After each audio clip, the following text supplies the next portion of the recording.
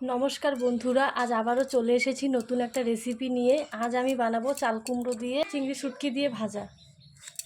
আপনারা প্রথম থেকে শেষ পর্যন্ত সঙ্গে থাকুন, আশা করছি ভিডিওটি আপনাদের ভালো লাগবে।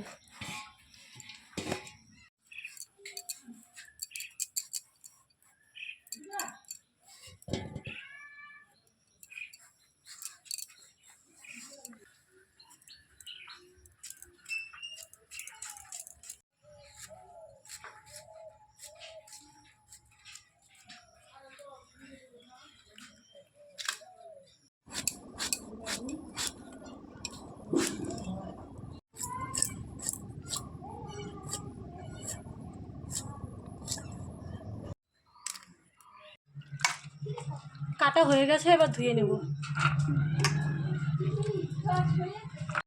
এবার একটা পেঁয়াজ আর কয়েকটা কাঁচা লঙ্কা কেটে নেব।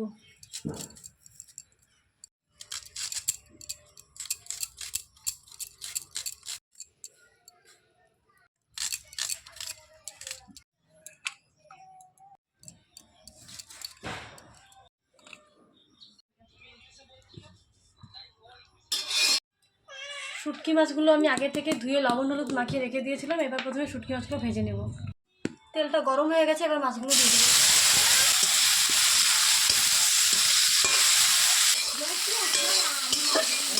মাছগুলো ভাজা হয়ে গেছে, এবার নামিয়ে নেব। কুমড়োটা ভাজার জন্য আরেকটু তেল দিয়ে দেবো। এবার ফোড়নে দিয়ে দেবো শুকনো লঙ্কা, পেঁয়াজ। পেঁয়াজগুলো ভাজা হয়ে গেছে, এবার কুমড়োটা আর লঙ্কাগুলো দিয়ে দেবো। এবার লবণ আর হলুদ দিয়ে ঢাকা দিয়ে দেবো।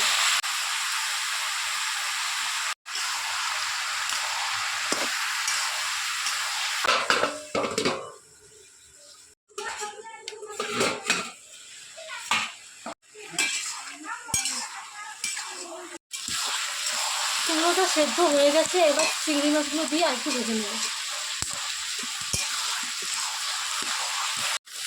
ভাজা হয়ে গেছে, এবার নামিয়ে নেব।